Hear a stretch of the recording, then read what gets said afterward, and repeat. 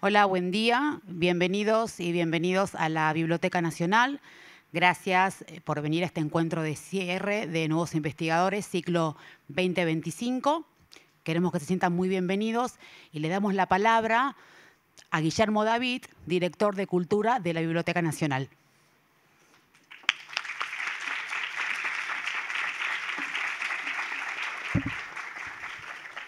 Hola, muy buenos días. Bienvenidas, bienvenidos. Ustedes saben que cuando se produjo la Revolución de Mayo, la emancipación de la Argentina, el comienzo de la emancipación del Imperio Español, se produjeron dos eventos de fundación de instituciones. La primera fue el 29 de mayo, la fundación del Ejército, naturalmente se venía una guerra con los españoles, y la segunda fue la fundación de la Biblioteca Pública de Buenos Aires, que recién a fin del siglo XIX sería transformada en Biblioteca Nacional. Esto sucedió el 13 de septiembre de 1810 por un decreto firmado por Mariano Moreno. Esto, que parece un simple dato, en realidad es fundamental para comprender cómo se constituyen las naciones y particularmente el sentido de la existencia de un repositorio de la memoria histórica del país como es la Biblioteca Nacional. Sin biblioteca no hay nación. Esto me gusta decirlo siempre, parece una exageración, pero realmente sin la activación permanente de una memoria histórica, literaria, política, la preservación de los lenguajes, de las tradiciones que constituyen el imaginario de la nación, sería difícil pensar la Argentina. Ustedes han hecho una experiencia de investigar en los fondos de la biblioteca. ¿Qué es investigar? Cuando decimos la palabra pensamos en un detective, básicamente. Algo de detectivesco hay y ustedes habrán tenido esa sensación. Efectivamente, hurgar en el patrimonio argentino, hurgar en los papeles, en las cartas, en los testimonios, en los libros, en los soportes audiovisuales, en cualquier tipo de soportes en los cuales la memoria es acogida, supone dirigirle preguntas, porque la biblioteca, los archivos, el acervo cultural de un país no existe sin investigadores, sin lectores. No existe sin que le dirijamos preguntas que transformen en activo ese conocimiento con los lenguajes que cada época dispone. Habrán hecho la experiencia de leer textos producidos en otros periodos históricos donde la primera dificultad es el tipo de lenguaje con el cual se habla. Esa es la primera confrontación que tenemos con cuál es nuestro sentido como investigadores a la hora de construir un nuevo lenguaje con nuevas preguntas a esos extraños objetos que son los restos que la marea de la historia va dejando y que llamamos documentos. El documento, muchas veces, esto es una discusión entre historiadores particularmente, pero también entre críticos literarios, el documento en sí mismo no habla, dice, pero no habla. Es decir, habla solamente allí donde construimos un haz de preguntas, un haz de sentido que lo torna una potencia actual. Investigar es descubrir algunas situaciones que están latentes en los textos, es poder construir de algún modo una nueva verdad. El problema de la verdad es lo central, una nueva verdad sobre aquello que queremos encontrar allí donde suponemos que está. En la biblioteca existe un área de investigaciones. Es un área que particularmente yo participé muchos años de ese área y de algún modo sigo participando. Es un área que produce saberes, conocimientos en torno de los fondos. Y el área de nuevos investigadores, creada no hace muchos años, es un área que propende a producir un link, producir un vínculo con la comunidad, como ustedes en este caso, para que de algún modo el proceso de investigación sobre los fondos públicos, que yo creo que es la base de la democracia, es decir, la accesibilidad de la memoria histórica de la nación es una de las claves para que siga habiendo democracia en nuestro país y en todos los países, para que de algún modo las nuevas generaciones ingresen a este universo En este edificio, es un edificio complejo, ustedes lo ven, a veces intimida. Todos los días encontramos a alguien que viene por primera vez a la biblioteca para que en este edificio recorran los meandros, los distintos fondos, que son infinitos y son muy variados. Uno cuando piensa en una biblioteca piensa, bueno, libros. Bueno, aquí no hay solo libros, hay de todo. Hay documentos, cartas, habrán estado en el tesoro. La biblioteca es el tesoro de la nación, es uno de los tesoros de la nación. Podemos hablar del Museo de Bellas Artes y otros espacios que acogen de algún modo la historia argentina. Bueno, transformarse en investigador es una decisión existencial.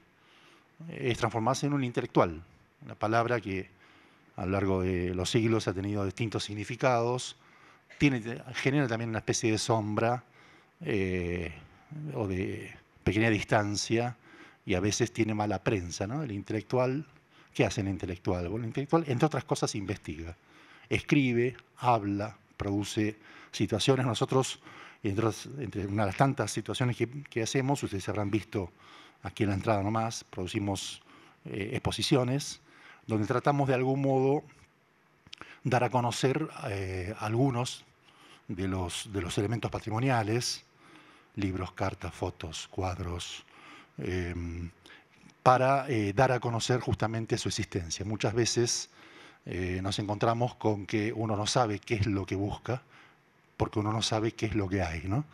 Los investigadores, ustedes en el futuro, o ya han producido investigaciones, son de algún modo el vínculo entre la memoria histórica de la nación y la comunidad. Por eso para nosotros la investigación es una de las claves de existencia de la biblioteca.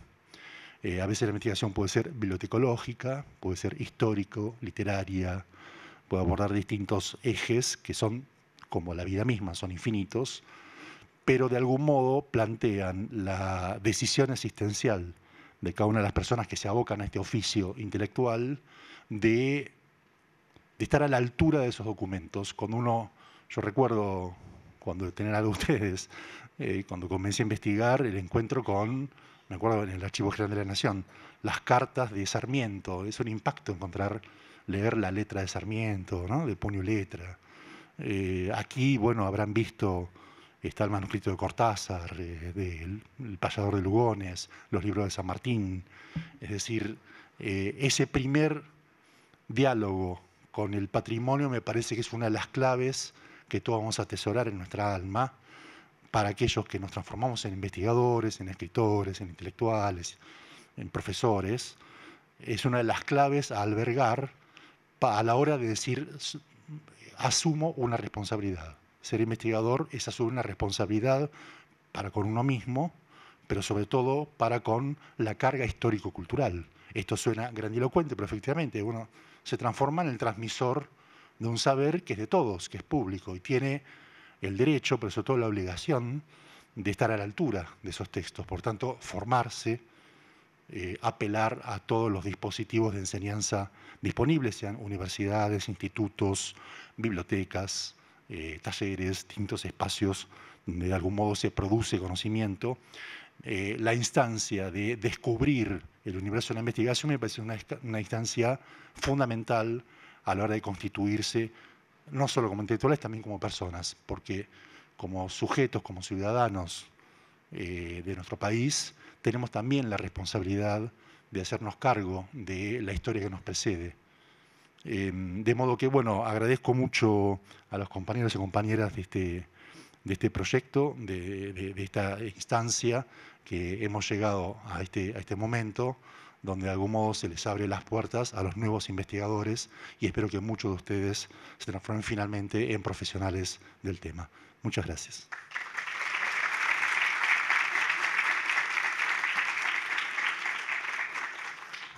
Bueno, muchas gracias, Guillermo. Ahora vamos a empezar con las presentaciones de los trabajos que fueron seleccionados. Una vez que cada grupo exponga su trabajo, les vamos a entregar el diploma. Y luego de todas las exposiciones, les vamos a entregar los diplomas a todos los que entregaron también el trabajo. Vamos a comenzar con el trabajo de mujeres en Devoto durante la dictadura.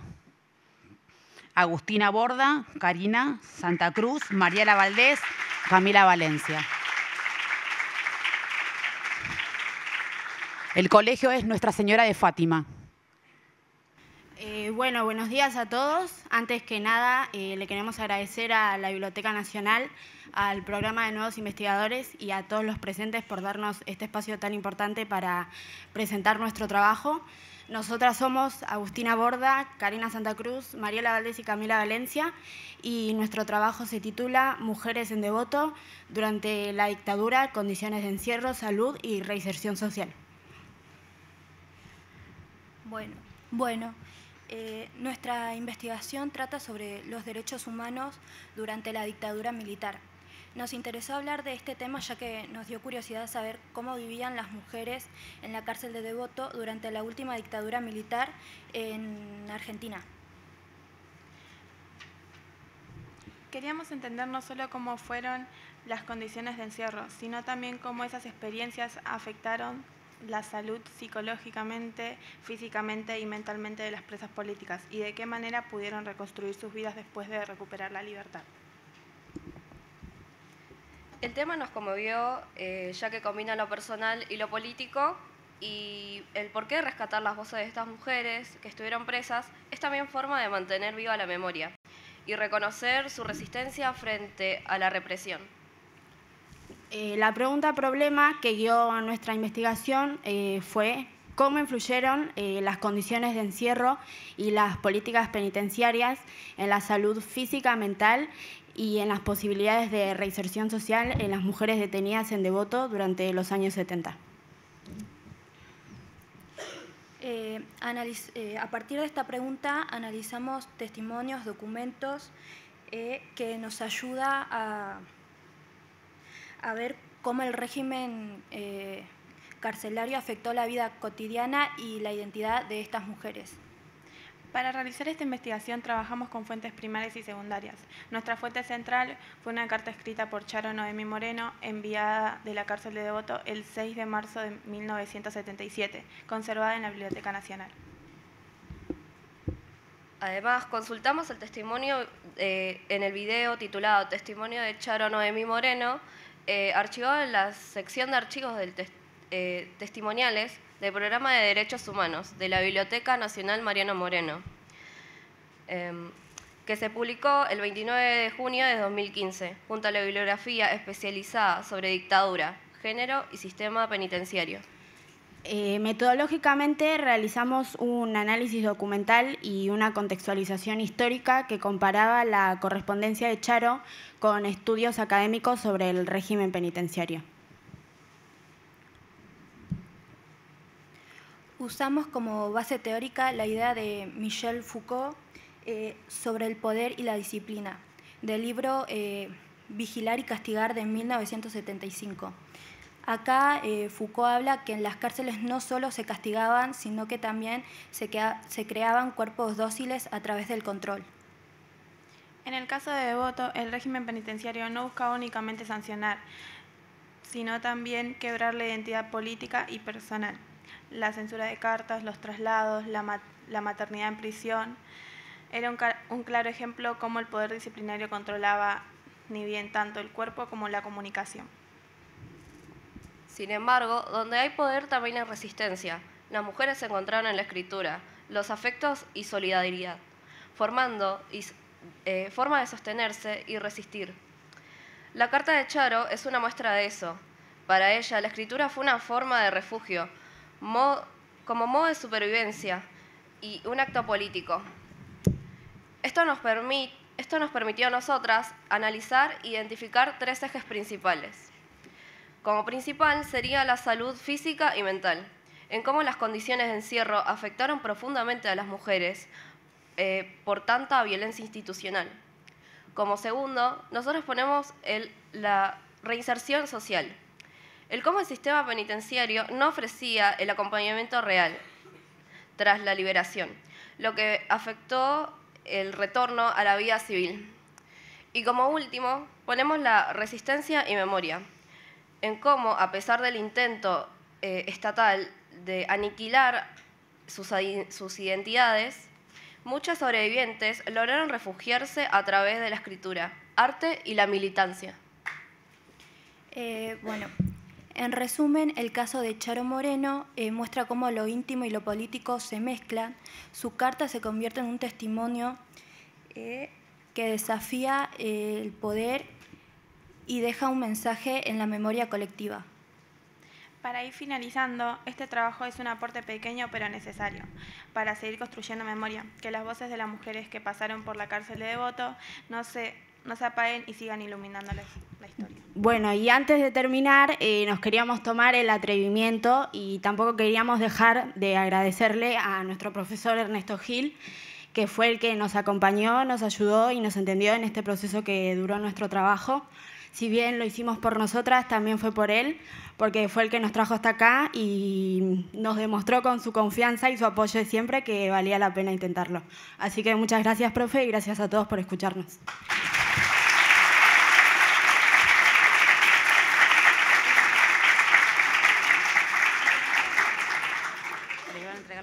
El próximo trabajo es La prensa como herramienta de la última dictadura militar, el caso Santucho y su proyección de La Nación y Clarín. Julieta Ibáñez, Fátima Muñoz, Sara Paco Moyo y Karen Viliacani. Nuestra Señora de Fátima. Hola, buenos días. Somos Karen Vilcarani, Julieta Ibáñez, Sara Paco y Fátima Muñoz. Nuestro trabajo se titula La prensa como herramienta en la última dictadura militar, el caso de Mario Roberto Santucho.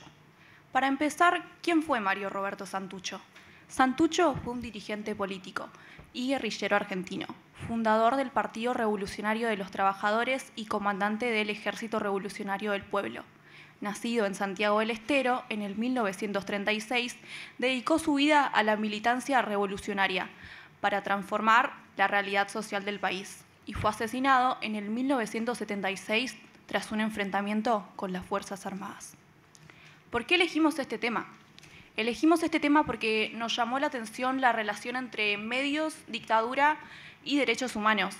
Queríamos entender cómo los diarios de la época del 76, especialmente Clarín y La Nación, utilizaron la figura de Mario Roberto Santucho para difundir y respaldar acciones por parte del gobierno militar.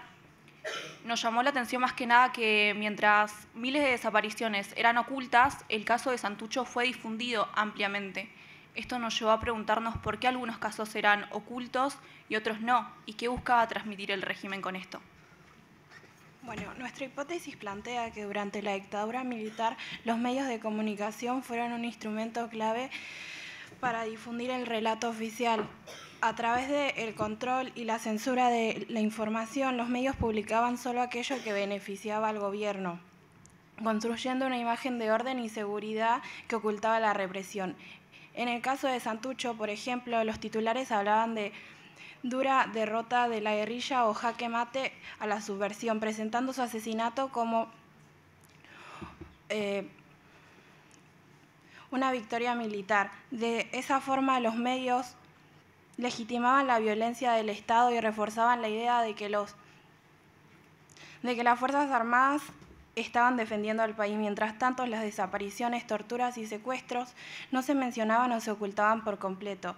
Por eso nuestro trabajo buscó mostrar cómo la prensa tuvo un rol fundamental en la construcción de una narrativa que justificaba la represión y ayudaba a sostener el poder del régimen. Bueno, para realizar la investigación trabajamos con 3 tipos de fuentes. Primero revisamos los diarios Clarín y La Nación de julio de 1976, donde observamos de qué manera se informaba la muerte de Santucho y qué lenguaje se utilizaba. Segundo, analizamos fuentes audiovisuales como el documental Santucho Todavía, que nos ayudó a conocer su vida.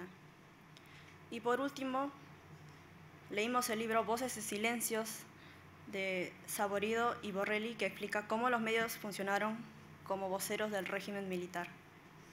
Al principio nos costó seleccionar las fuentes porque había muchas noticias repetidas o con lenguaje confuso, pero aprendimos a analizar el contenido más allá de los titulares. En estos textos encontramos expresiones como periodismo hermesiano, que significa un periodismo que traduce y transmite el discurso oficial del poder.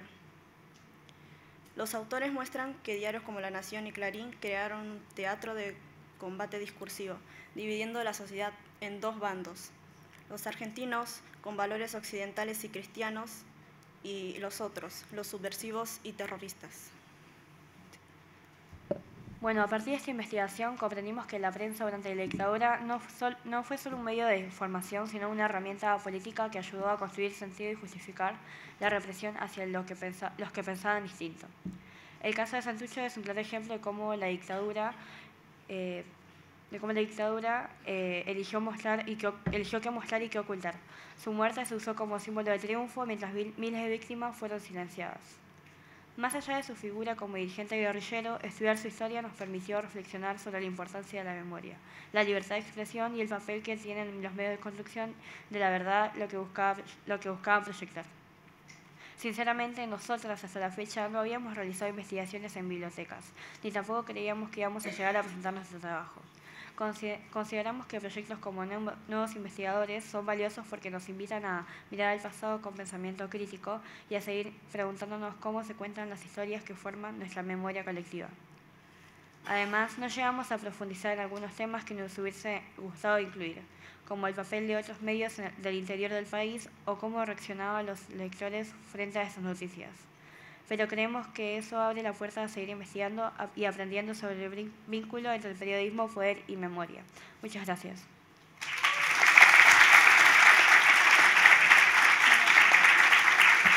Gracias, chicas.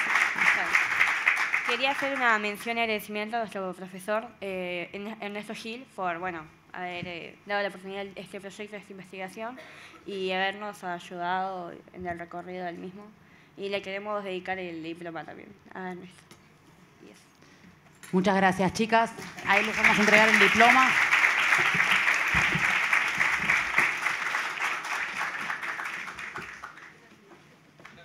Ahí. Gracias. Ahora llamamos a Sofía Zambrino. Ana María González, Militancia, Memoria y Legado. Juan Bautista Alberdi.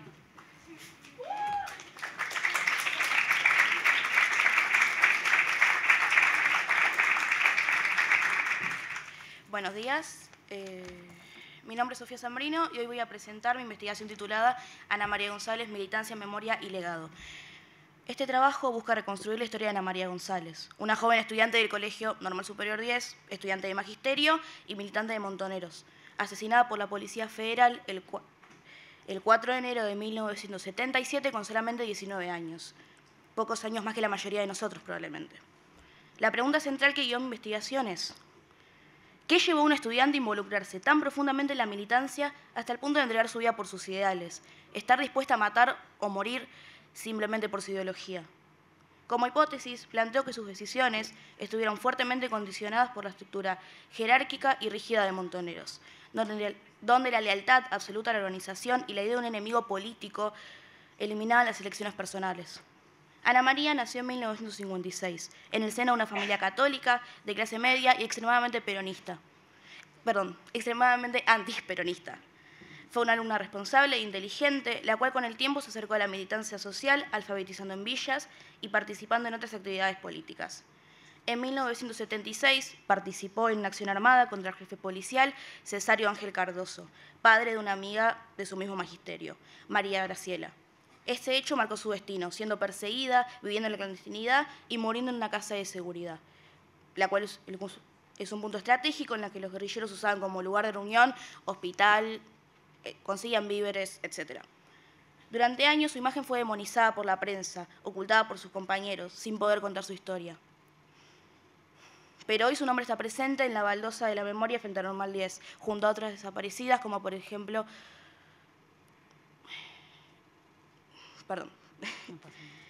Ana María fue una hija de su época, atravesada por los ideales de justicia y transformación social que movilizaron a toda una generación, la cual estuvo marcada a fuego con la idea de un mundo mejor y un cambio social revolucionario.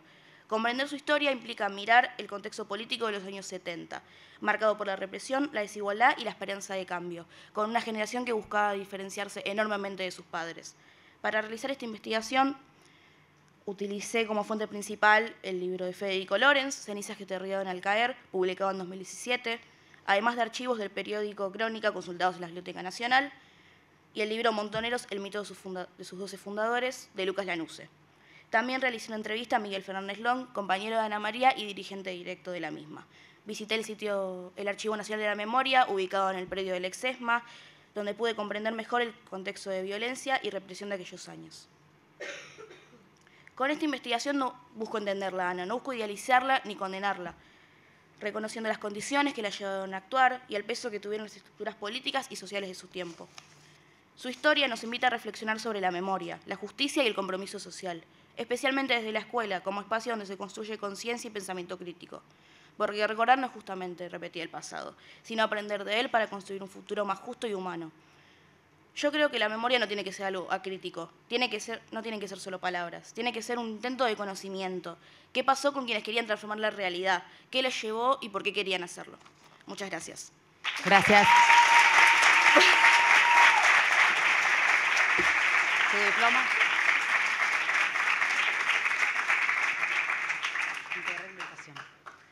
El próximo trabajo es sobre la crisis de 2001 y migraciones.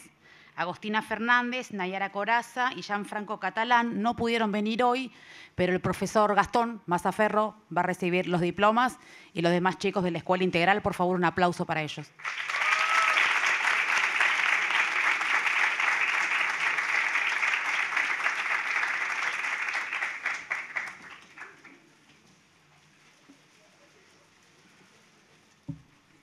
Bueno, seguimos con humor y política. Análisis de las representaciones del humor gráfico político sobre la reelección de Carlos Saúl Menem. Ángeles Fasar Ortiz, Sofía Fernández, Ayay Camila Galvez, Nehemías Moisés Montilla Pérez. Colegio número 6, Manuel Belgrano.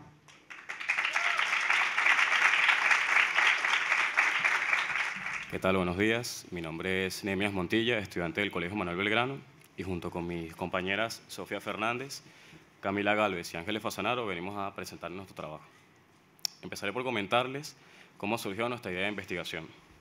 Cuando discutíamos con nuestras profesoras sobre los posibles temas que podíamos elegir de acuerdo con el acervo documental encontrado en el material histórico de la hemeroteca de la biblioteca, nos resultó interesante el tema de humor político porque es algo con lo que nos sentimos bastante familiarizados a través de los memes, usando como nuestra fuente principal la revista Humor, que se editó hasta 1999, y el gobierno que debíamos elegir tenía que estar dentro de ese periodo. Además, en ese momento había salido la serie de Menem, y como sus gobiernos fueron algo bastante significativo para la historia de Argentina y sus políticas cobraron mucha más actualidad, decidimos investigar de qué manera el humor político representó sus características antes de su reelección, siendo la revista Humor uno de los medios más críticos de la era menemista y al que también se le sumó el diario Página 12. Y así fue como planteamos nuestra pregunta de investigación. ¿Qué rasgos de la reelección de Carlos Saúl Menem fueron los más destacados por el humor gráfico político? Y como hipótesis planteamos que las caricaturas, los titulares y las notas destacaron especialmente las consecuencias del plan económico y cuestionaron el rol de la ciudadanía en las elecciones en 1995. Hola, mi nombre es Ángeles y yo voy a contar cómo hicimos el desarrollo del trabajo. Para llevarlo adelante utilizamos distintas fuentes con el objetivo de compararlas. La principal fue la revista Humor y también utilizamos el diario Página 12, con los 3 meses correspondientes previos a la elección. Cuando empezamos a analizar las fuentes nos dimos cuenta de que había muchas coincidencias en la evaluación del gobierno de Carlos Menem en la revista, en el diario Página 12 y la revista Humor. Con la particularidad de que en la revista se hablaba muy sarcásticamente de ello. Sus caricaturas nos llamaron mucho la atención porque con imágenes pudimos presentar la sanción de la sociedad en ese momento, como es el caso de la portada en la que estamos viendo. Nos centramos particularmente en las tapas del diario y de la revista en el momento de la reelección porque nos permitió analizar el clima de la época a partir de las imágenes y los títulos. Hola, buenos días. Mi nombre es Sofía Fernández y me olvidé todo.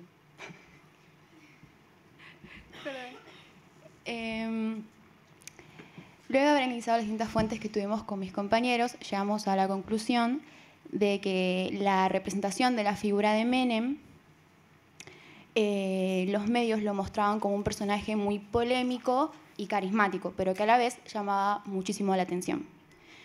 En los dos gobiernos de Menem, el humor político no solo se utilizó para entretener, sino para informar sobre las contradicciones del modelo neoliberal. Los medios, que fueron las revistas que mencioné anteriormente mi compañera Ángeles, emplearon el humor crítico para evidenciar el retrato caricaturizado del presidente Menem. A través de la exageración y el sarcasmo, lograron captar el sentir de una sociedad que apoyaba el modelo económico y las consecuencias de este.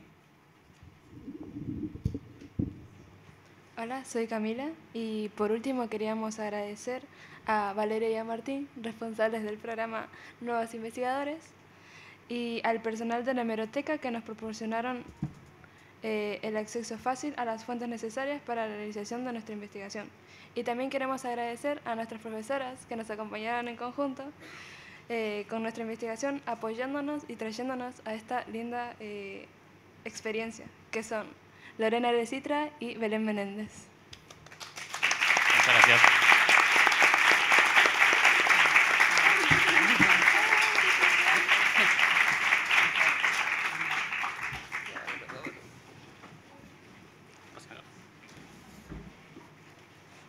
Bueno, vamos a continuar con una nueva mesa dedicada a literatura y mujeres. Presento el trabajo número 22, Mujeres escritoras argentinas del siglo XX y XXI, de Aileen María Geijo y Delfina Verdún, del Instituto Santa María. Mientras las compañeras toman asiento y van preparándose, les voy comentando que el ciclo les voy a ir comentando pequeñas cositas a medida que se van acomodando las compañeras y los compañeros que exponen el día de hoy, ¿no? Entonces, lo primero que quería comentarles del programa Nuevos Investigadores es que el ciclo comienza en el mes de marzo, ¿no?, con la elección temática, y termina en octubre con las exposiciones que estamos viendo en el día de hoy, ¿no? Todos los trabajos son revisados individualmente y quienes no cumplen con los requisitos que se trasladan para participar del programa son invitados a revisar esos trabajos y ajustarse a las condiciones del programa para que todos los trabajos, en términos ideales, lleguen a ser seleccionados para ser publicados por parte de la Biblioteca Nacional. Así que ahora sí, les cedo la palabra a las compañeras. Buenos días a todos, nosotras somos Delfina Verdún y María Aileen Geijo. Es un placer estar aquí hoy para compartir con ustedes el resultado de nuestra investigación, una monografía que hemos titulado Mujeres escritoras argentinas del siglo XX y XXI. En esta presentación exploraremos la fascinante producción literaria de algunas escritoras argentinas a lo largo de los siglos mencionados. Veremos cómo sus voces han dejado una huella imborrable en la literatura, moldeando la cultura y la sociedad de nuestro país. Nos propusimos explorar la riqueza y la diversidad de la literatura femenina en Argentina, analizando no solo su valor estético, sino también su impacto en la sociedad, la política y la forma en que nos entendemos como nación. Queríamos comprender cómo estas mujeres, a través de sus palabras, han desafiado convenciones, abierto caminos y dado voz a experiencias que durante mucho tiempo permanecieron silenciadas. En el documento de la monografía, nuestro enfoque no se limita a un análisis literario tradicional. Buscamos entender el contexto social, político e histórico en el que estas autoras crearon sus obras. Nos preguntamos qué desafíos se enfrentaron, qué temas les preocupaban, cómo lograron transformar sus vivencias en arte y, sobre todo, qué legado nos dejan las generaciones futuras.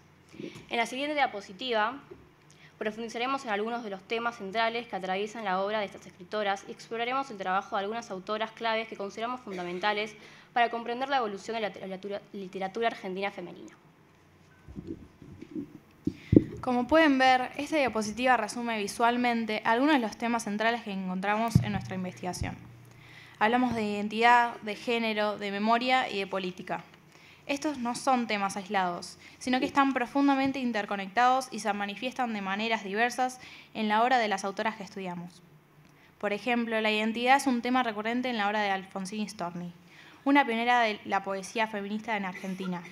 Storni desafió las convenciones de su época, explorando la experiencia femenina desde una perspectiva honesta y sin concesiones. Sus poemas son un grito de rebeldía contra los roles de género tradicionales y una búsqueda constante de la propia identidad. Victoria Ocampo, por otro lado, fue una figura clave en la promoción de la cultura y el debate intelectual en Argentina. Ocampo impulsó la obra de numerosos escritores y pensadores, tanto argentinos como internacionales. Su trabajo fue fundamental para dar visibilidad a nuevas voces y fomentar el diálogo cultural entre un periodo de grandes cambios sociales y políticos.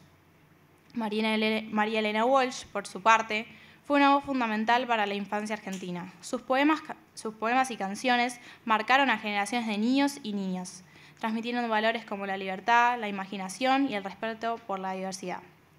Walsh supo combinar la ternura con la crítica social, creando un universo mágico y a la vez profundamente comprometido con la realidad.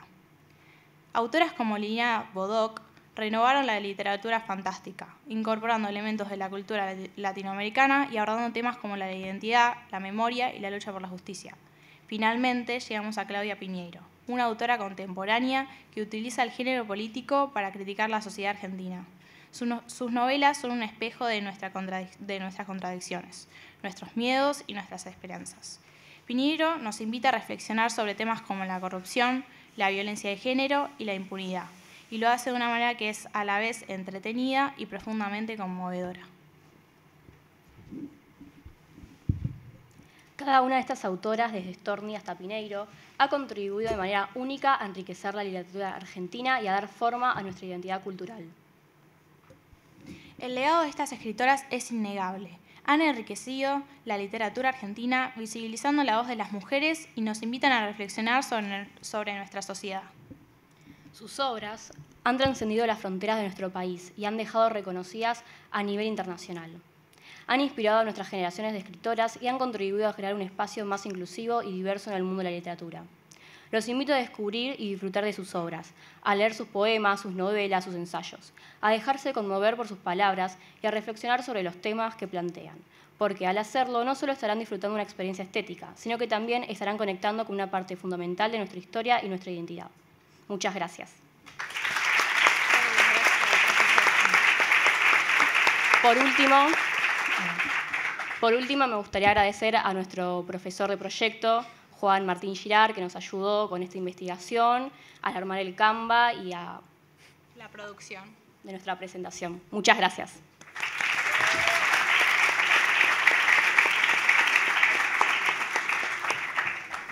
Pueden pasar acá a mano derecha a retirar el diploma. Y aprovecho para llamar a la siguiente investigadora. En este caso es un trabajo más sobre militancia política y literatura en la época de la última dictadura militar. Es el trabajo número 33, La poesía de Juan Gelman y la memoria de la dictadura, por Victoria Rocío Ibarrola, del Instituto Gallego Hispano-Argentino Santiago Apóstol.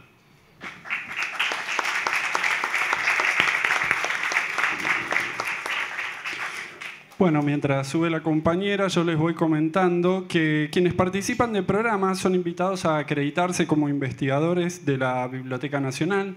Hace ya 11 años este programa existe y con la creación del programa se modificó el reglamento de investigadores de esta biblioteca, permitiendo incorporar la figura de investigador junior. Esta credencial de vigencia de 2 años es renovable y les permite a los investigadores acceso irrestricto a la mayoría de los fondos de esta biblioteca, que son los que utilizan para armar los trabajos de investigación. Cuando quieras. Hola, buenos días. Me llamo Victoria Rocío Ibarrola. Primero que todo quiero agradecer a la biblioteca por este espacio que me brindaron hoy. Y hoy voy a hablar sobre mi trabajo, que es sobre la poesía de Juan Gelman y la memoria de la dictadura.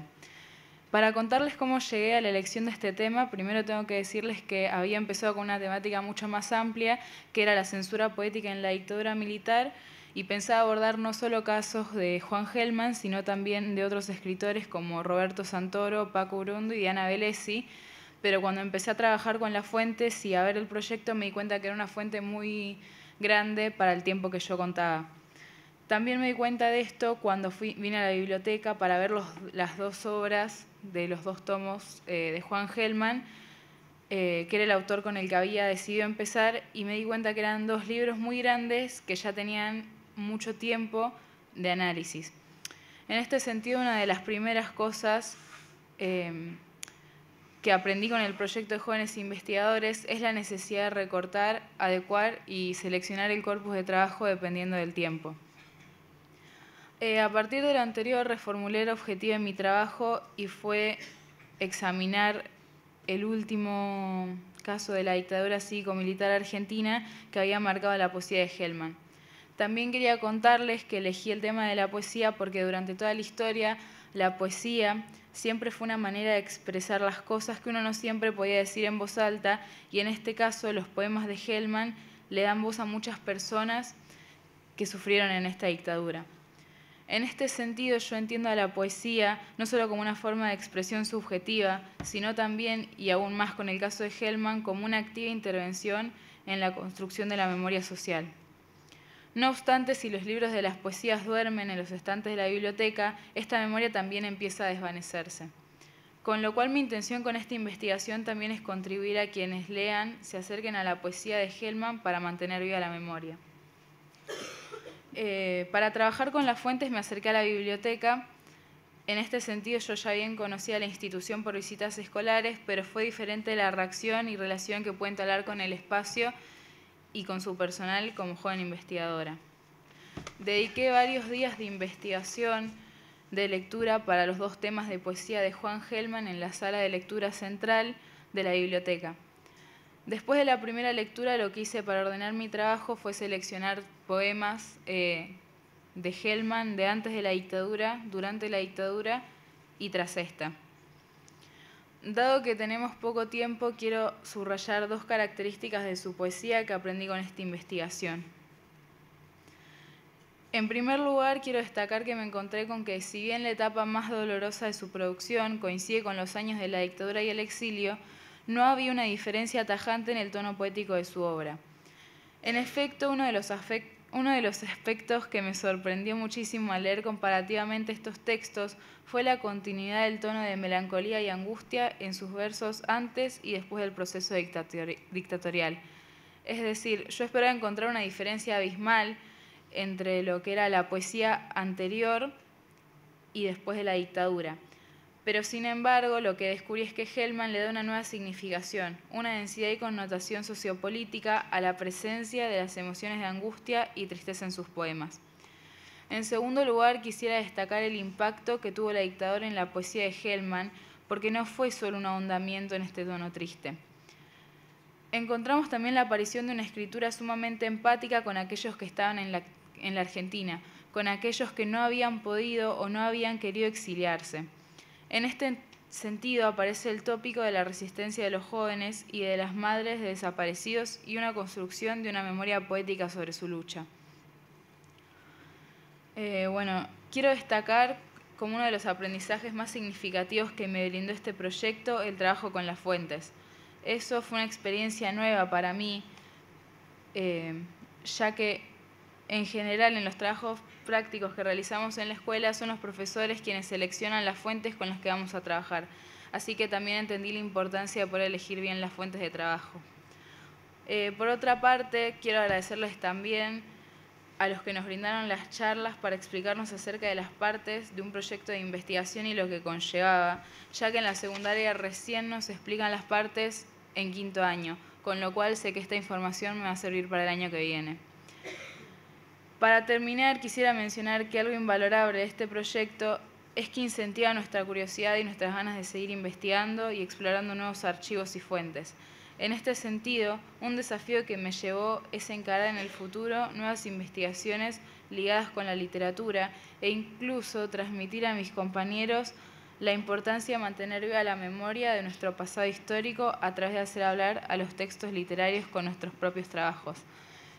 Por último, quiero agradecerle también a mi profesora que no pudo estar presente por estar en un congreso, pero mi profesora de literatura, Melina Di Miro, que me ayudó con el trabajo. Muchas gracias. La mano derecha, toda retira el diploma. Voy a llamar al siguiente trabajo, el trabajo número 29, Familia, Poder y Violencia de Género en la Sociedad Argentina Actual, un acercamiento desde la obra Tuya de Claudia Piñeiro. Este trabajo lo realizaron Juan Ignacio Molina y Alejandra Mariana Tochón Molina, de la Escuela de Educación Secundaria número 6, José Gervasio Artigas.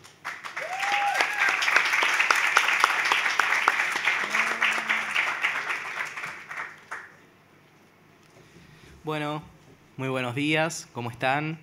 Mi nombre es Juan Ignacio Molina y junto a mi compañera Mariana Saavedra pertenecemos a la Escuela de Educación Secundaria número 6 José Gervasio Artigas del Partido de San Fernando. Venimos a hablarles sobre nuestro trabajo titulado Familia, Poder y Violencia de Género en la Sociedad Argentina Actual, un acercamiento desde la obra Tuya de Claudia Piñeiro.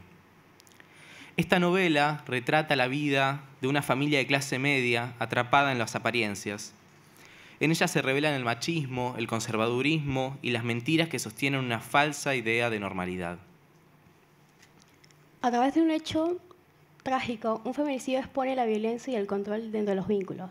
Piñeiro construye una crítica mordaz a una sociedad que prefiere guardar las formas antes que mirar al frente a lo que realmente sucede.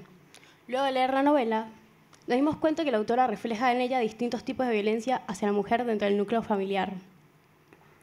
En la sociedad argentina actual, somos testigos de los hechos de violencia hacia la mujer que no terminan. Presenciamos la restauración de valores que ya creíamos absolutamente superados. Ante esta innegable realidad surge una pregunta crítica. ¿Es posible que la propia institución familiar actualmente reproduzca valores conservadores perpetuando la violencia de género? Para responder este cuestionamiento buscamos distintas fuentes que nos ayudaron a encontrar una respuesta. Tanto Michel Foucault como Evelyn Reed fueron fundamentales para la investigación. Los aportes sociológicos de Foucault y las visiones antropológicas de Reed nos permitieron analizar la novela desde sus respectivos campos. Accedimos a ellos a través del catálogo de la Biblioteca Nacional. La búsqueda de fuentes no resultó sencilla debido a la vasta bibliografía publicada sobre el tema. Sin embargo, lecturas previas en otras materias nos permitieron decidirnos por estos autores. Además, en la investigación sumamos otro tipo de fuentes, las legislativas y las estadísticas.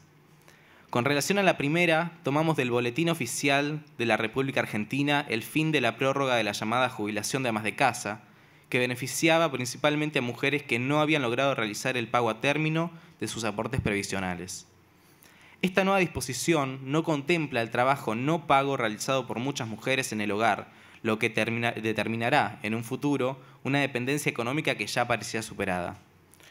Por otro lado, reunimos datos estadísticos del informe semestral del Observatorio de Femicidios de la Defensoría del Pueblo y la Nación sobre la cantidad de femicidios ocurridos en el presente año, así como también otros datos relevantes referidos a este tema. Para darles un ejemplo, durante este primer ciclo del 2025, hubieron 124 feminicidios, lo que equivale a una muerte violenta de una mujer cada 35 horas. Este es nuestro primer trabajo de investigación realizado en la biblioteca. Fue una actividad extracurricular que nos permitió adquirir la resolución de para realizar una investigación con fuentes. Es la resolución de una problemática actual. Como ya lo mencionamos, fue difícil conseguir fuentes, pero a pesar de esto lo logramos. Con conocimientos previos, obtener el marco teórico que consideramos pertinente. Antes que nada queremos agradecerle a la autora, a Claudia Piñeiro, que tuvimos la oportunidad de entrevistarla en abril de este año y nos ayudó mucho para ser una fuente directa para la investigación. Y bueno, para finalizar queremos agradecer a la Biblioteca Nacional Mariano Moreno, a nuestra profesora Gisela Vicino por acompañarnos, a nuestros compañeros acá presentes y a los integrantes del equipo del programa de Nuevos Investigadores por su ayuda y su paciencia a lo largo de estos meses de trabajo. Muchas gracias.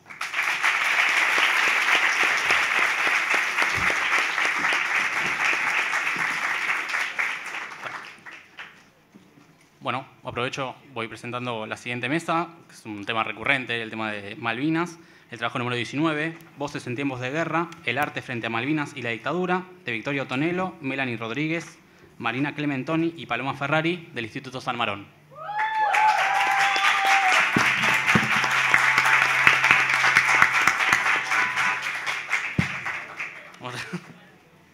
Sobre los criterios de selección de los trabajos, quería comentarles mientras las compañeras suben.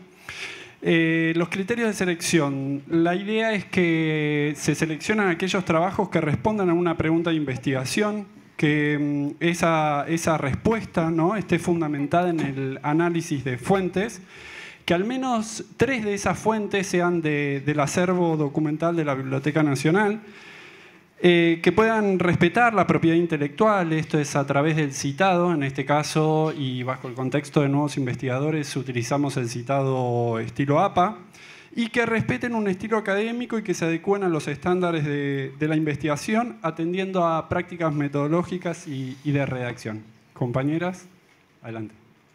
Buenos días, nosotros somos Victoria Tonelo, Melanie Rodríguez y Marina Clementoni.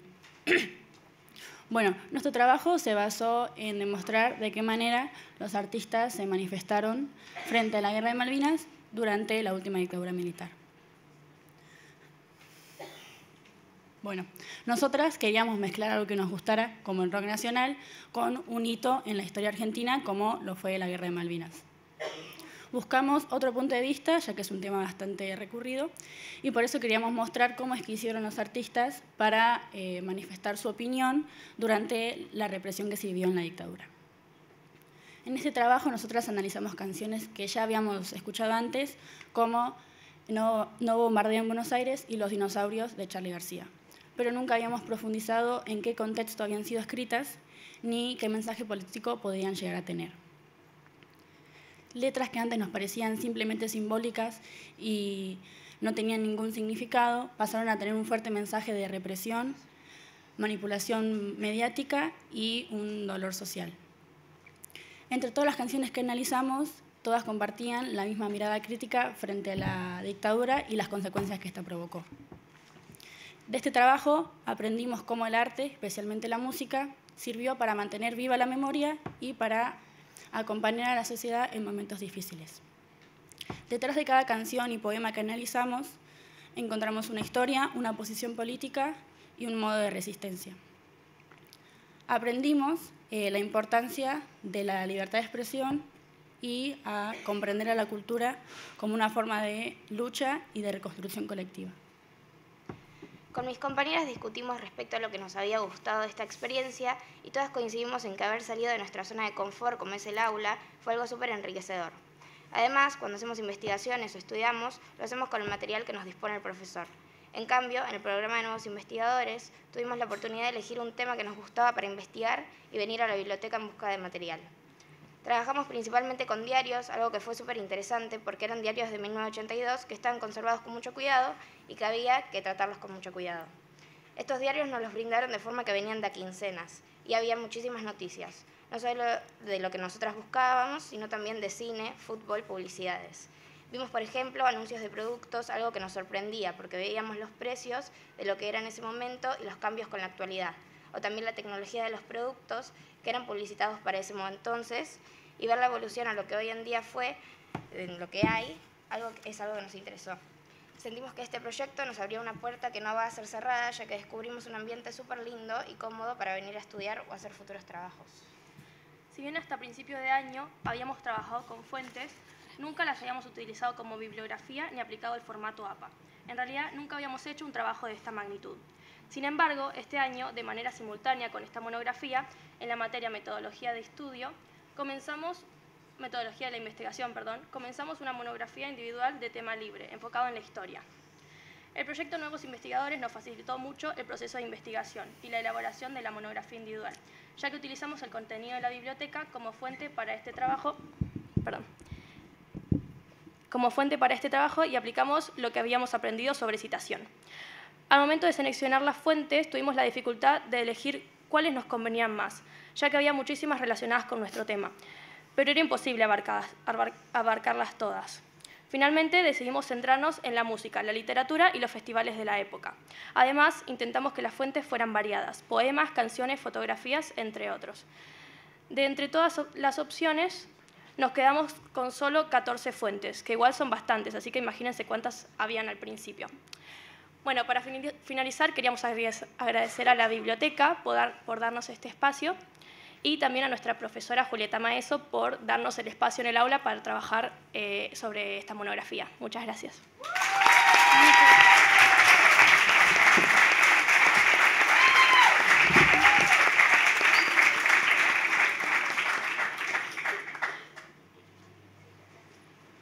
Bueno, pasamos al eje de educación. Me queda un trabajo más de Malvinas, un trabajo que quiero destacar particularmente, el trabajo 49, Malvinas en primera persona, de Taira Aguilar Guzmán y Camila Rodríguez, de la Escuela de Educación Secundaria número 1, Boulogne-sur-Mer. Un trabajo que aborda memoria y Malvinas de una manera muy especial, así que fuerte el aplauso. Bueno, hola, buenos días a todos, todas y todes. Mi nombre es Taira Guzmán. Bueno, mi nombre es Camila Gómez, de cuarto secta, de la Escuela Media 1 de Boulogne, y vamos a presentar nuestro proyecto llamado Malvinas en primera persona, que realizamos dentro del programa Jóvenes Investigadores de la Biblioteca Nacional Mariano Moreno. Elegimos este tema porque quisimos rescatar las experiencias personales de la guerra.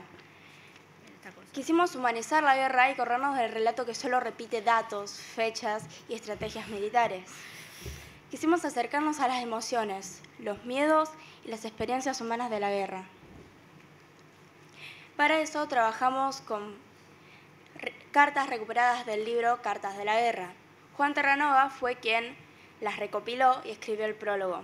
Allí nos encontramos con la profunda necesidad de contacto humano que sentían los soldados. Querían mantener vivo el lazo con sus afectos,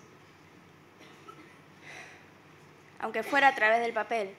Nos impactó mucho ver el cómo eran capaces de leer, releer una y otra vez una misma carta. Alejandro Liébana, en el libro Cartas de la Guerra, contó que a veces tenían que calentar sus dedos helados para poder abrir el sobre sin romperlo. Él dijo, cuando recibías una carta era más que un plato de comida. Liliana Guzmán, hermana de un excombatiente, en una entrevista que realizamos, nos contó que el día de su cumpleaños, en su escuela, le leyeron una carta de su hermano, que le deseaba feliz cumpleaños. Luego, ella se enteró que ese había sido el día de la rendición, pero para ella esa carta fue todo. También trabajamos con testimonios de excombatientes. Nuestras fuentes fueron 2 entrevistas que encontramos en la página web de la Biblioteca Nacional. Uno de ellos es Edgardo Esteban, quien hoy es periodista, militante por los derechos humanos de la causa Malvinas y el autor del libro Iluminados por el Fuego, que luego fue llevado al cine por Tristan Bauer. En su testimonio, Esteban recordó la desesperación por comunicarse. Escribió una carta apuradamente y se la entregó a un señor que pasaba en bicicleta para que se la entregara a su madre antes de que él partiera a las islas. En sus cartas pedía con insistencia que no dejaran de escribirle a su familia, su novia, sus amigos, aferrándose a esa red afectiva que aún lo hacía sentirse parte de una comunidad aún en medio de la guerra. Ernesto Alonso relató que algunos soldados fueron torturados con prácticas como el estaqueamiento, meter los pies en el agua helada o enterrarlos hasta el cuello por haber tratado de conseguir comida. Alonso explicó que la guerra... Él nos explicó que la guerra fue una continuación de la dictadura, porque los jóvenes eran tratados como enemigos. Otra de nuestras fuentes fueron las notas periodísticas sobre el rol de las mujeres. Fueron enfermeras, instrumentadoras, telegrafistas, voces que quedaron fuera del relato oficial durante mucho tiempo. Se habló de Malvinas como una guerra solo de varones, pero las mujeres también estuvieron allí. 14 enfermeras universitarias trabajaron en el Hospital Comodoro Rivadavia, curaban heridas, daban consuelo, escuchaban a los soldados, hicieron de terapeutas, de madres, hermanas mayores. Una de ellas contó que el frío fue tan extremo que después no pudo volver a amamantar a su hijo. Ese detalle nos hizo pensar cómo la guerra también atravesó los cuerpos femeninos y dejó marca para toda la vida. Además, existió una discusión sobre si darles o no rango militar, porque habrían sido las primeras mujeres del ejército argentino en tenerlo. Gracias a las políticas de género y a la educación sexual integral, hoy sabemos de su valentía y participación. Queremos que esta historia también sean contadas. Después de leer y escuchar estas voces, entendemos que Malvinas no es solo un hecho histórico. Luego de escuchar estas voces de varones y mujeres, entendimos que es una forma de mantener viva la memoria la democracia y el compromiso con los derechos humanos. Es una historia que sigue viva cada vez que recuperamos un testimonio. Las cartas y los recuerdos nos enseñan que la memoria se construye con humanidad, con lo que se sintió y con lo que se cayó. Bueno, queremos agradecer a la Biblioteca Nacional Mariano Moreno por darnos la oportunidad de participar de este proyecto. Gracias a él nosotros pudimos conocer la Biblioteca Nacional y entender su valor social y cultural. Descubrimos que no solo hay libros, sino que hay muchísimas fuentes de información, todo disponible para quienes quieran investigar y hacer memoria, así como nosotras quisimos hacerlo. También escuchamos una investigadora que nos compartió su experiencia, ella nos motivó con su entusiasmo. También queremos agradecer a la profesora Patricia Camargo, que nos guió y acompañó a lo largo del programa. Ella fue nuestra tutora y ayudante. También queremos agradecer al equipo directivo de la escuela, que si bien hoy no pudo estar acá, nos dejó participar y nos dio la mayor de las ondas. Gracias a eso, hoy nos llevamos una experiencia inolvidable que nos abre caminos. Bueno, gracias por escuchar. Felicitaciones nuevamente a Taira y a Camila Gómez, me equivoqué al principio. Le tiran acá el diploma. Y voy llamando al siguiente grupo. Vamos a pasar al eje de educación, el trabajo número 59, los debates en torno a la sanción de la Ley de Educación Sexual Integral 26.150, la postura de la Iglesia Católica en estos debates y su reflejo en el diario La Nación, por Amalia Fernández, Brenda Cantos, Zulma Kelm y Sabrina Rivero, del CENS 454, Guaira Chimbal.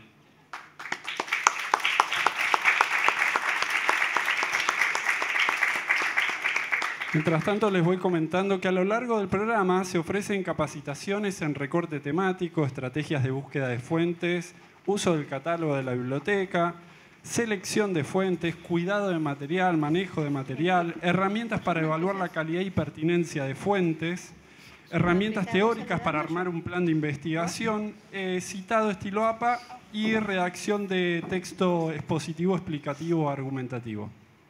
Compañeras, la palabra es de ustedes.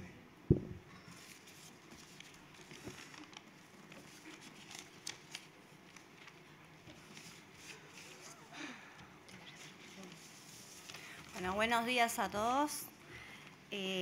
Yo soy Zulma Kelm, mis compañeras Sabrina Rivero, Brenda y Amalia. Nuestro trabajo de investigación se trata de la postura de la Iglesia en estos debates y su reflejo en el diario La Nación con la educación ESI.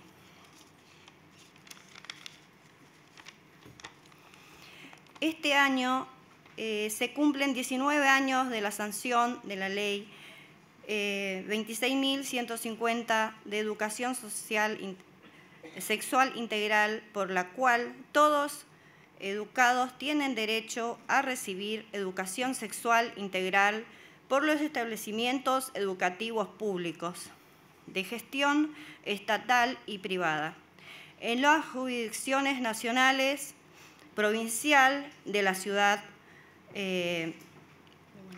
Autónoma de Buenos Aires y municipal. En la escuela donde estudiamos el CENS 454 de Morón, el derecho que tenemos como estudiantes a recibir educación sexual integral se cumple, ya que el ESI tiene un lugar preponderante, no solo en las clases de los contenidos de las materias que tenemos, sino también en las prácticas que llevan adelante los docentes de nuestra escuela. Por ejemplo, articulando con centros de salud, organizaciones sociales y barriales y otras instituciones. Sin embargo, sabemos que en la actualidad son muchas y diversas las resistencias que hay para oponerse a la ESI. Resistencias y tensiones que llevan muchos años de historia Incluso se remontan hasta antes de la sanción de la ley, como son las religiosas. En todo el proceso del debate de la ley, el Congreso de la Nación, pero también en la sociedad, se expresaron distintas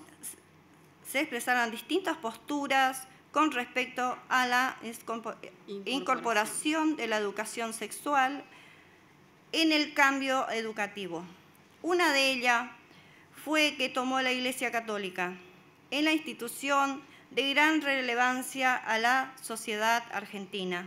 Siempre estuvo presente en los debates en torno al ámbito educativo. La voz de este sector, de esta sociedad, fue tomado principalmente por el periódico de la Nación, periódico fundado en el siglo XIX por Bartolomé Mitre, con un sesgo liberal conservador, donde la línea editorial de la Iglesia Católica fue notariamente jerarquizado, al punto que los principales representantes de esta institución tuvieran una amplia cobertura en cuanto a sus posturas. De ahí a nuestra pregunta de investigación fue: ¿cuáles fueron las posturas de la Iglesia Católica en el debate sobre la Ley de Educación Sexual Integral que se vieron reflejadas en el periódico La Nación? Para poder lograr nuestra pregunta de investigación, primeramente hicimos un rastreo previo de información en las ediciones digitales del diario La Nación. Para luego, ya con alguna información más precisa, nos dirigimos a la hemeroteca de la Biblioteca Nacional Mariano Moreno, donde fuimos relevando algunas notas periodísticas en la edición papel de este mismo periódico, en donde se exponía la voz de la Iglesia Católica desde alguno de sus representantes. Luego, junto a nuestros docentes tutores, encontramos algunos libros en la Biblioteca Nacional que nos podían ser de ayuda para darle mayor sustento teórico a las notas periodísticas que habíamos relevado previamente. Asimismo, nos servimos de otras fuentes para incluir en el trabajo de investigación, como por ejemplo un podcast que nos acercó un docente de nuestra escuela. El trabajo nos llevó muchas horas de intensos debates, charlas e intercambios con nuestros docentes tutores, mate de por medio también. Mucho intercambio entre nosotras en la escuela y por el grupo de WhatsApp. Nos sirvieron mucho los detalles que se dieron en la Biblioteca Nacional para poder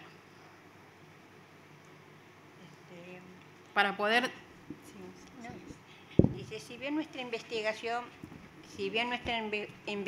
se enfocó a investigar la postura de la Iglesia Católica ante los debates de esta ley, la educación sexual integral, pudimos también comprender la influencia que esta institución religiosa tuvo a lo largo de toda nuestra historia, un papel relevante en cuanto a la educación que se refiere.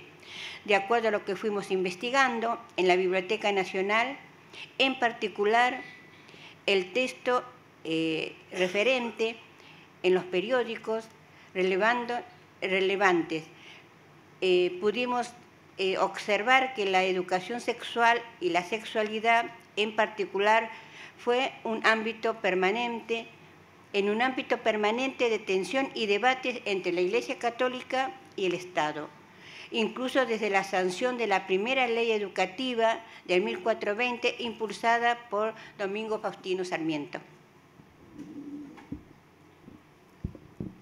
Dada que cada una de nosotras profesa su religión, el autorizarnos sobre estas posturas nos llevó a algunas discusiones, todas en buenos términos, claro, también se debatió en el aula y con nuestros profesores, como así también surgieron situaciones inesperadas, como por ejemplo confesiones de violencia sexual que debieron sufrir algunas compañeras. Fue duro escucharlas y ver el valor que surgieron poder contar esas historias anteriores.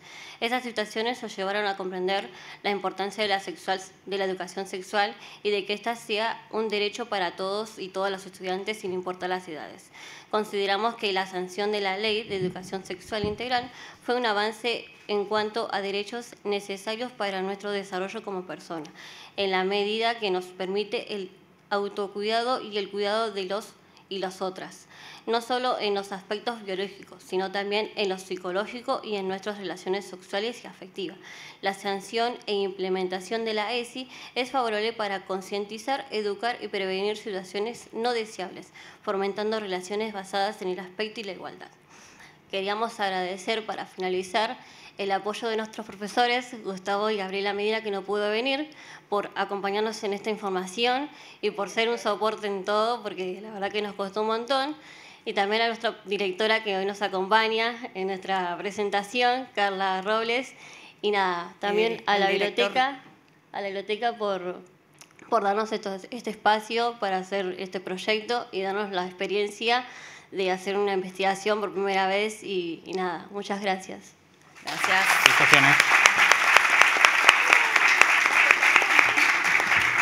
Retiran acá con Vale el diploma. Y llamo al siguiente grupo. Mientras tanto, el trabajo número 38, la educación atrasada en el tiempo en relación con las necesidades del siglo XXI, de Juana Carolina Antelo Crampet, Jazmín Díaz Leanza, Carla Sofía Gilboso y Ly Victoria Sánchez, del Instituto Nuestra Señora de la Misericordia. Bueno, muy buenos días a todos. Nosotras somos Juana Antelo Crampet, Ly Sánchez, Carla Gilboso y Jazmín Díaz Leanza. Hicimos nuestra investigación respondiendo a la pregunta de cómo puede el uso de la tecnología reducir el atraso en el sistema educativo de las escuelas secundarias de la Ciudad de Buenos Aires. Bueno, cuando comenzamos nuestra investigación nos dimos cuenta que teníamos un proyecto bastante ambicioso. Queríamos hacer un análisis dentro del atraso del sistema educativo en relación a las necesidades del siglo XXI. Pero cuando empezamos a investigar nos dimos cuenta que este era un campo bastante amplio. Entonces decidimos reducirnos y centrarnos en lo que nos involucra a nosotras como estudiantes en la actualidad, que es la influencia de la tecnología en el ámbito académico. Todo este tema, todo este tópico nos surgió a partir de nuestras charlas diarias en el colegio. Para nosotros es evidente que existe un atraso en el sistema educativo en la actualidad. Entonces, a partir de esto nos surgió la pregunta de ¿puede la tecnología reducir este atraso? Entonces empezamos a investigar. Buscamos fuentes, autores, datos e incluso investigamos sobre la historia de la educación argentina y a partir de todo esto pudimos llegar a una conclusión. El balance entre el sistema tradicional y las nuevas tecnologías son fundamentales para el mejor desarrollo de nuestras habilidades para el futuro. Cuando terminamos la investigación nos dimos cuenta que no habíamos aprendido solamente de historia argentina, sino que también aprendimos a identificar nuestras debilidades en cuanto a lo académico y al mismo tiempo identificar cómo solucionarlas. Ahora, en cuanto a las fuentes y cómo nosotras las utilizamos, podríamos decir que nos encontramos en una postura bastante contradictoria, porque no es innegable, vamos a admitirlo, la mayoría de nuestras fuentes fueron ya sea artículos de internet, trabajos de investigación de alumnos de universidades o mismo tesis que se han subido, todo relacionado a la tecnología. Pero ¿dónde nos dimos cuenta que se centró nuestro trabajo de investigación o la principal fuente que utilizamos? Una entrevista realizada a profesionales y los libros que extrajimos de la biblioteca. ¿En qué se basó primero esta entrevista? Fue una entrevista realizada hacia 3 profesionales que los 3 decidieron que se mantenga anónima, donde les preguntamos qué opinaban ellos sobre las necesidades de los adolescentes en el siglo XXI. ¿Cómo pensaban ellos que había repercutido la educación en cuanto a la tecnología? ¿Cómo pensaban ellos que había avanzado desde que habían comenzado hasta la actualidad? Y luego el problema estuvo en la biblioteca. ¿Qué sucedió en este lugar? Nosotras no nos encontrábamos acostumbradas a solicitar libros, a tener que buscar en archivos, buscar fuentes, analizar textos o mismo ver la subjetividad y el relativismo que se encontraba en los diferentes autores, porque es diferente cada manera en la que uno escribe, en la que uno presenta sus ideas. Entonces, la verdad podemos decir que también no solo nos enriquecimos intelectualmente, sino que cultural y socialmente. Ver la perspectiva de diferentes personas, cómo éstas transmiten sus ideas, ver cómo cada uno analiza la educación, cómo la comprende, fue algo que verdaderamente nos llegó a todas.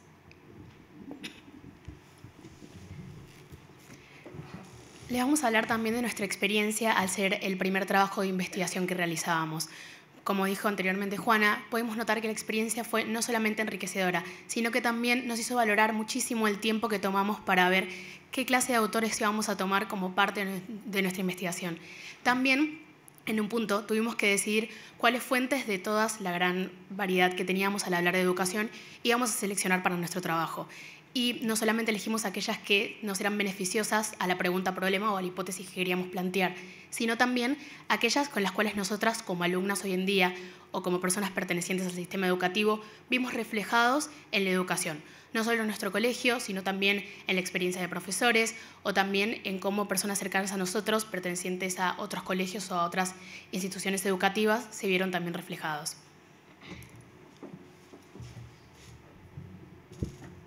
Para nosotras, la mayor contribución del programa Nuevos Investigadores fue permitirnos fortalecer nuestras habilidades de investigación. Aprendimos a buscar información de manera más puntual, a analizarla con mayor atención y también a darnos cuenta que la verdad es que nos gusta hacer este tipo de cosas, ya que no son proyectos que suelen aparecer constantemente en el ámbito educativo. Ahora nos sentimos mucho más seguras a la hora de enfrentar proyectos educativos, académicos que nos toquen en el futuro. Este programa no solo fortaleció nuestras habilidades, sino que también nos hizo darnos cuenta y aprender que nos gusta investigar. O sea, que no es algo que este tipo de proyectos de investigación no es algo que hagamos constantemente, pero que al hacerlo una vez nos dimos cuenta que es algo que queremos seguir haciendo para un futuro. Para cerrar, y tomando lo que mencionaron las chicas anteriormente, este trabajo fue un trabajo que tuvo altos y bajos. Tuvimos errores, los corregimos, pero sobre todo aprendimos y nos gustó mucho. Muchas gracias. Felicitaciones.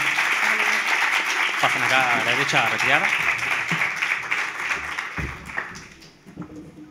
Voy llamando al siguiente grupo, nuevamente de la Escuela de Educación Secundaria número 6, José Gerardo Artigas, Morena Bader Lorenzo, Francisco Maladey y Valentina Abigail Páez, con su trabajo sobre Adolf Eichmann, cómo se mantuvo oculta en San Fernando entre 1950 y 1960, el trabajo es 37.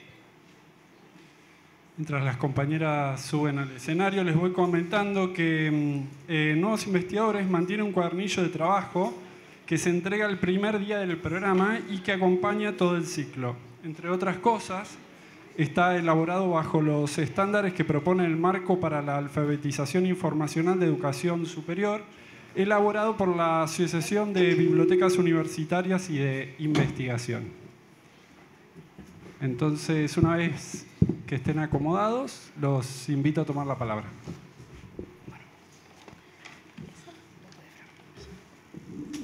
Hola, buen día. Somos de la Escuela Secundaria José G. Barcio Artigas. Es un placer estar acá. Hoy venimos a exponer nuestro trabajo de investigación sobre Adolf Eichmann. Y bueno, nada, mil disculpas. Bueno, nosotros elegimos este tema tan interesante después de que saliera en una conversación de clases y esperábamos mucho sobre esto y realmente nos sorprendió con todo lo que encontramos. Fue una investigación muy ardua que nos llevó a abrirnos más de mente al respecto de todo lo caótico que fue la captura de Eichmann. Nos sorprendió lo que fuimos encontrando durante la investigación de ida y vuelta en la biblioteca, porque fueron cosas que nosotros no nos imaginábamos, como por ejemplo el impacto social que generó en todo un país. Lo que más nos sorprende es lo que hallamos en el libro titulado Perón y los alemanes, escrito en 1998 por Uki Goñi, donde encontramos que durante la Segunda Guerra Mundial Perón, en su etapa de militar, realizó muchos viajes a Europa, especialmente a Italia y Alemania. En esos viajes conoció a mucha gente, entre ellos a Mengele, el médico de la SS, y oficial de Schustaffel, y Lescat, otro militar que colaboraba con el partido nazi, y que al mismo conocería a Eichmann. Lescat buscaría la colaboración de Perón al momento de terminada la guerra en 1945 para que lo ayude a realizar rutas de escape con el objetivo de permitir la huida de militares alemanes a Argentina.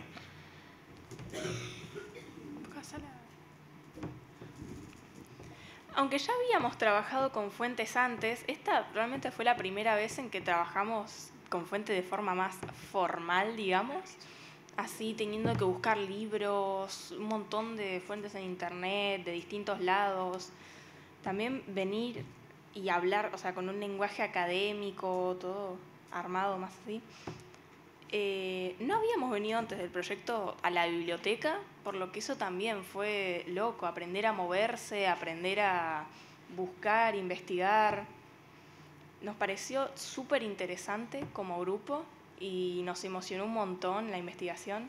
Y lo único malo de que te interese mucho es que seguís buscando y encontrás un montón de información extra y vas desglosando datos y ya sea por falta de tiempo, las páginas y todo, no pudimos meter todo en la investigación y nos quedaron afuera cosas como, bueno, cuando fue el juicio de Eichmann en Israel, fue un golpe muy grande y tuvo un impacto enorme en la sociedad de Israel, porque la gente lo escuchaba todo el tiempo y fue de los únicos juicios que se transmitió por radio.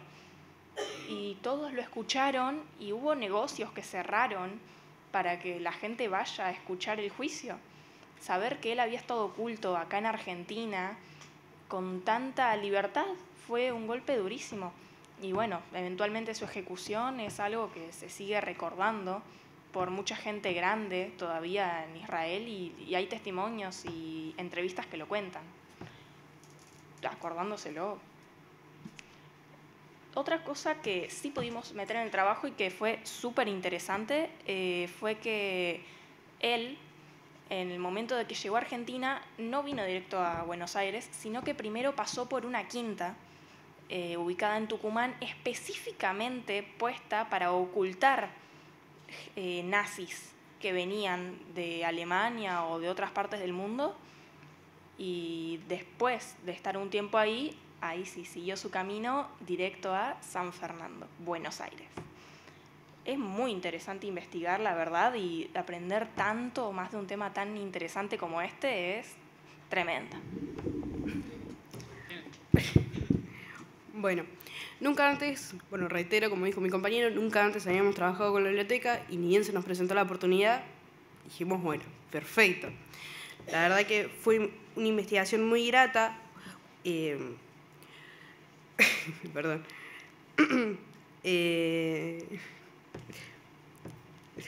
Agradecemos mucho esta oportunidad que se nos dio. Esta experiencia fue volvemos muy grata, fue muy cómodo todo, siempre se nos trató con respeto, nunca hubo ningún tipo de falta y eso se agradece mucho de antemano de toda la gente de la biblioteca, que siempre fueron muy amables, siempre tuvieron una muy buena actitud con nosotros y nos recibieron con los brazos abiertos. Siempre que necesitamos algo estuvieron ahí al segundo.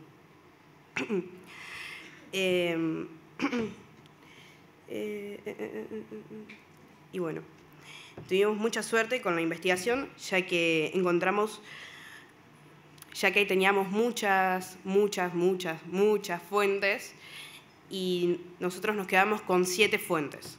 7 fuentes muy buenas, de la mayoría todos escritores argentinos, periodistas también,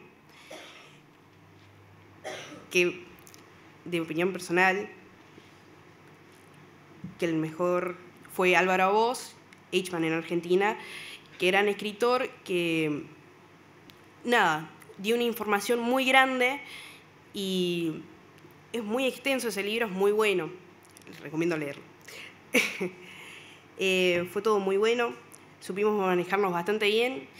El tema más complicado de toda esta trayectoria fue el tema del viaje, ya que teníamos casi 2 horas de viaje, pero bueno, siempre nos impulsó nuestra profesora Gisela Vecino, que le agradecemos un montón, que siempre nos dijo, bueno, chicos, métanle. Y que siempre nos acompañó y siempre está. Un besito.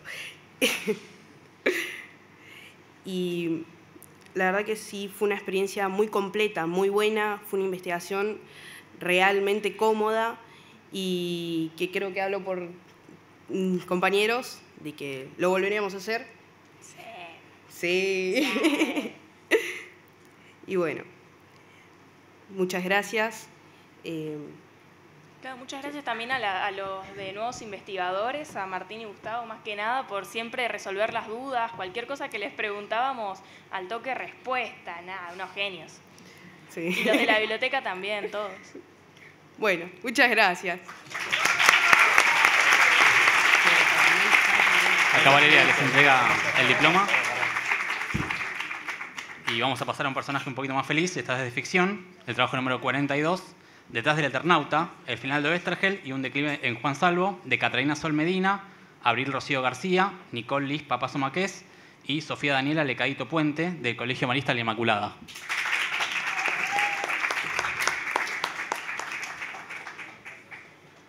Mientras las compañeras de La Inmaculada suben al escenario, les voy comentando que la consigna para la presentación del día de hoy fue que cada grupo tenía 10 minutos como máximo para la presentación oral y hasta 3 diapositivas, ¿no?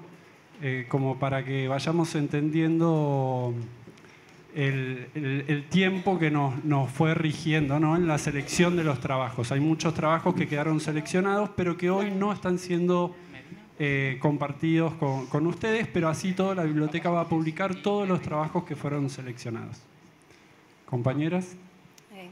Hola, buenos días. Somos del Colegio Maristas La Inmaculada y vamos a hacer una presentación sobre nuestro proyecto de nuevos investigadores titulado Detrás del Eternauta, el fin de Oesterheld y la transformación de Juan Salvo. Originalmente nuestro grupo es de 4 integrantes, pero por motivos personales una de nuestras compañeras no pudo asistir. Nuestra investigación se basa en un análisis comparativo del protagonista del Eternauta, Juan Salvo, a través de las historietas, el cual complementamos con información sobre la persecución y la desaparición de su autor original, Héctor Germán Oesterheld, en la última dictadura cívico-militar. Decidimos elegir este tema ya que nos interesó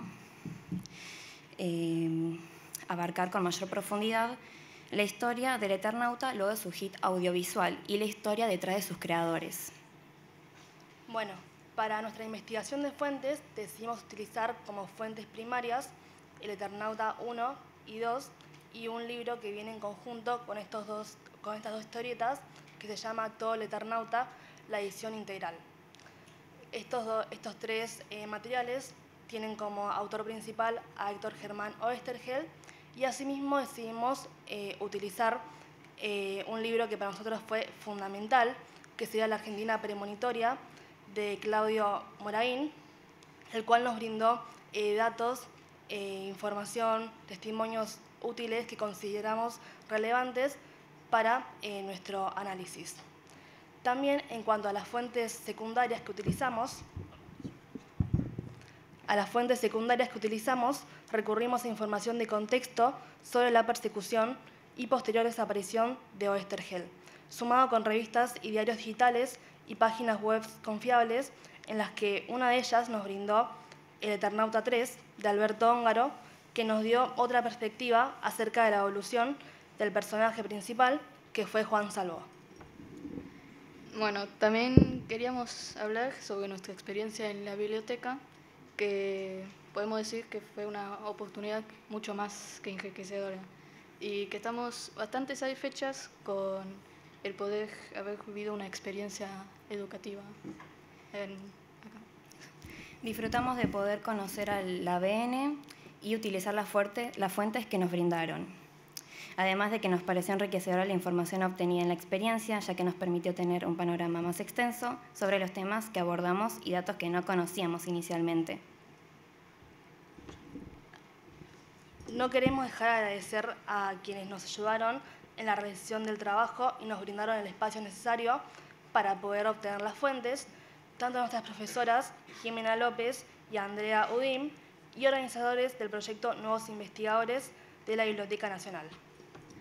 Bueno, ahora queríamos cerrar la presentación con una frase del Eternauta, quien es nuestro eterno viajero. La voz del Eternauta, el viajero de la eternidad, siguió narrando su historia, la tragedia que lo perdió en el tiempo, como si fuera un náufrago abandonado en medio del mar. Muchas gracias a todos. Bueno, felicitaciones nuevamente. Acá Valeria les entrega el diploma. Y vamos a presentar un tema lamentablemente actual, violencia de género y redes de trata, con el trabajo número 58, el chineo como práctica colonial de violencia sexual hacia niñas indígenas en Argentina, de Andrea Amaya, Esther Helguera y Mercedes Corro, del 6454 Bahía Chimbal.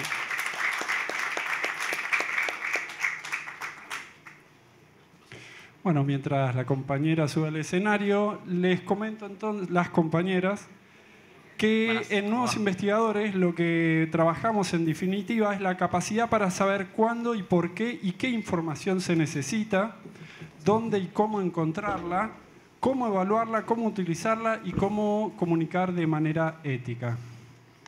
Cuando quieran. Buenos días, soy Esther Helguera y Andrea Amaya. Venimos en representación del CENS 454 de Morón. Somos de la secundaria, somos de la secundaria de jóvenes y adultos mayores. El objetivo de nuestra presentación no es solo mostrar lo que estamos investigando, sino cómo fue evolucionando nuestro trabajo y sobre todo cómo nos sentimos con él. Queremos compartir con ustedes nuestras emociones. Contarles que desde el comienzo, con la modificación del diseño curricular de la modalidad del secundario de adultos, las diversas culturas, género, discriminación y violencia como eje atravesaron cada materia. Estas prácticas están presentes siempre en cada clase.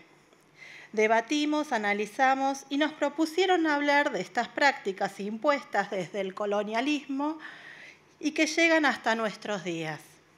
Fuimos leyendo artículos periodísticos que nos acercaron nuestros docentes y encontramos que en el Chaco y en Salta ocurrían hechos de violación hacia niñas y jóvenes indígenas de comunidades originarias, llamado chineo.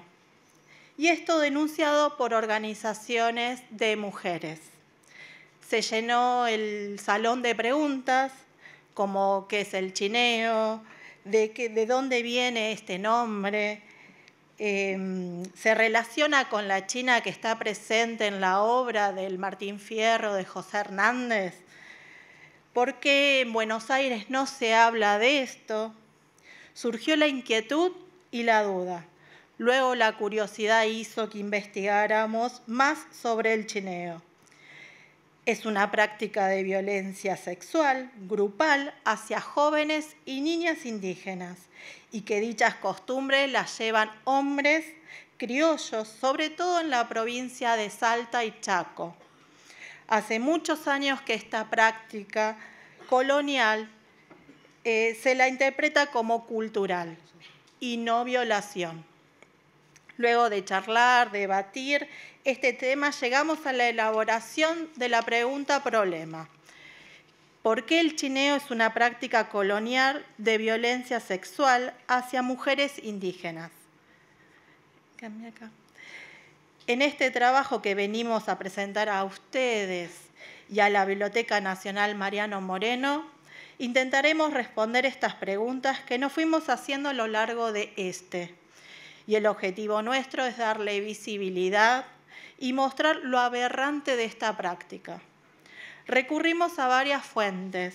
Por un lado, consultamos algunos textos de la biblioteca, como el Martín Fierro y las aventuras de la China Iron de Gabriela Cabezón Cámara, para entender de dónde venía la referencia.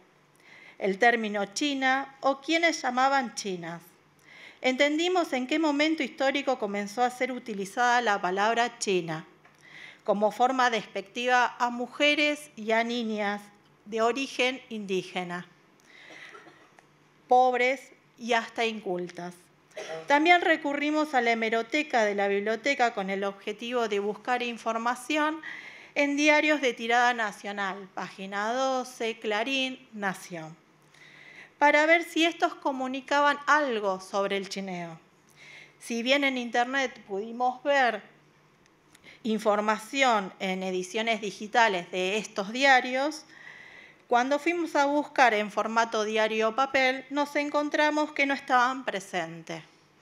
Ahí nos dimos cuenta que quizás por Internet la información llega a todo el país. En cambio, en formato diario o papel, quizás la información está más rebuscada a los intereses de la gente que consume dichos diarios. Fue un momento que quisimos bajar los brazos, pero la biblioteca y nuestros profesores nos dieron ánimos y entendimos la importancia de este proyecto. Seguimos discutiendo y contestando las preguntas. ¿Es posible que esto suceda, el chineo, porque estas niñas viven en aldeas alejadas de la ciudad? Son vírgenes, sin enfermedades, no hablan castellano muchas de ellas y son pobres. También descubrimos por qué se llaman chinas. Los colonizadores veían el rostro de estas mujeres que se parecían, se asemejaban a las nacidas en China, a las mujeres nacidas en China.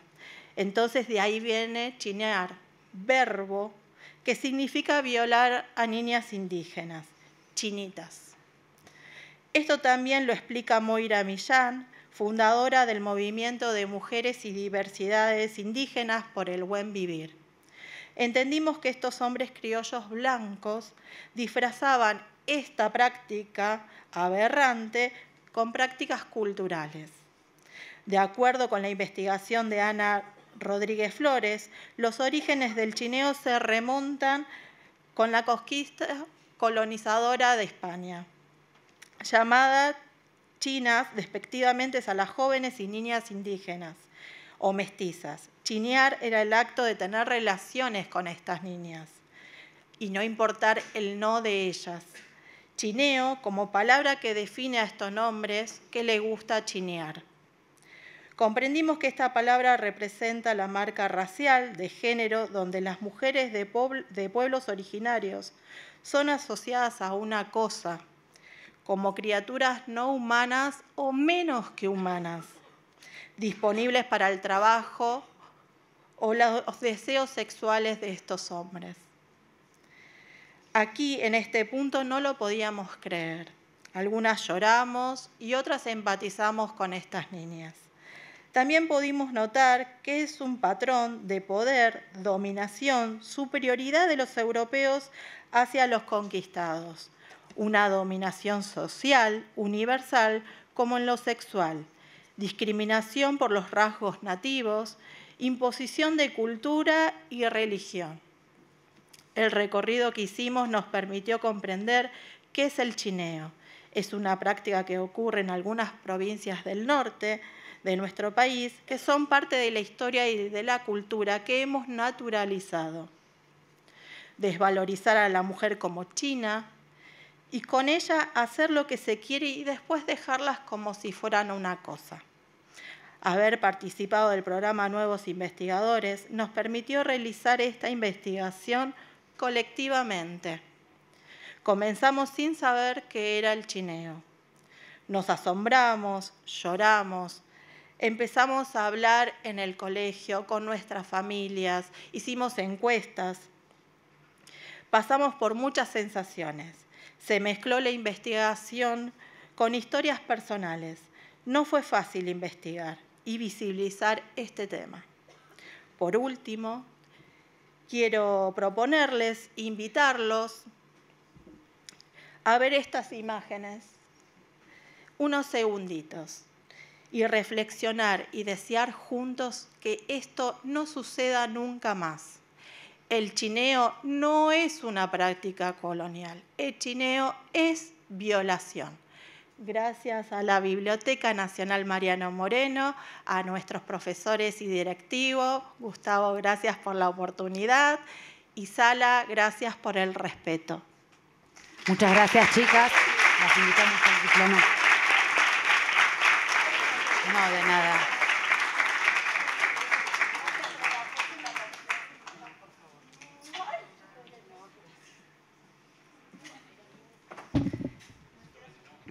Bueno, ahora ya terminamos con las exposiciones por un tema de tiempo. Vamos a empezar a invitar por colegio a que vengan y les entregamos el diploma. También quiero avisarles que a los profesores y a los colegios les vamos a enviar los diplomas por correo, y a los que después nos van a ver por YouTube, todos los que están en las provincias, también vamos a mandarles los diplomas por correo.